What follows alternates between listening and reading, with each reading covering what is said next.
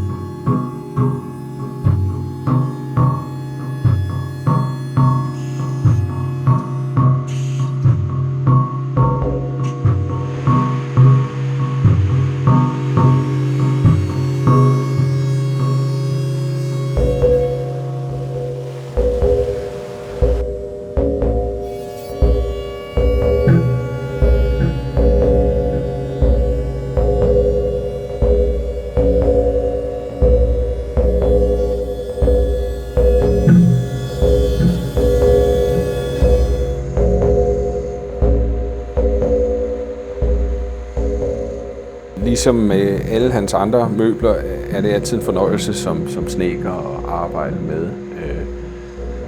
Og det er det blandt andet fordi, at man simpelthen forstår meningen med alt det, han har tegnet.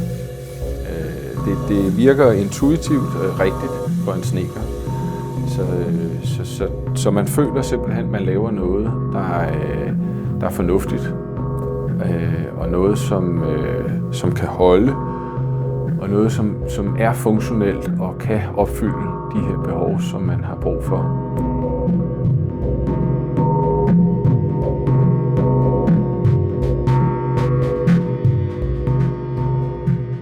At noget af det, der adskiller den her stol fra fabriksprodukter, det er nogle af de her detaljer, blandt andet som den her. For det her er jo i virkeligheden en runding, der kommer herudefra og går op i... Så har du også fået fat i det rigtige. Det er en PP-ting. Nemlig her, der har han jo bare gjort det, at han har virkelig forenklet det helt ned til... Ja, og kappet den af, så man nemmere kunne komme ind i stolen. Ja. Jeg synes jo, det er fantastisk ved den her stol, at bortset fra, at den er både praktisk og komfortabel og det hele. Den kan alle de der ting, som en stol skal kunne. Ja, det kan den. Ja. Det er en rigtig godt, den der. Den tåler. Simpelthen. Ja.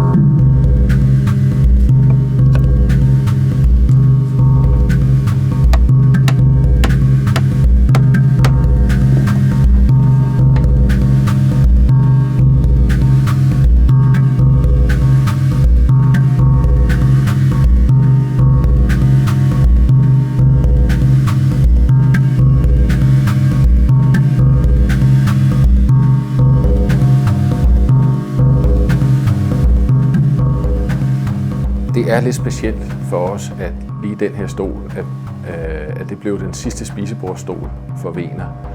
Og for mig er det meget tydeligt, at han simpelthen har været bevidst om, at her der galt det om at koge al essensen af hans erfaringer ned i et produkt, som havde alle de kvaliteter, som en god stol skal have. Så det er det, han har lavet i PP68, PP58. Vi lægger meget energi i at lave vores møbler, så er det ret vigtigt for os, at den energi, vi lægger i, at det sådan ligesom giver mening, og at det kommer til gavn. Og det gør det i Wegeners ting, og i særdeleshed i den her stol som den her, hvor at alt er kogt helt ned til det helt essentielle.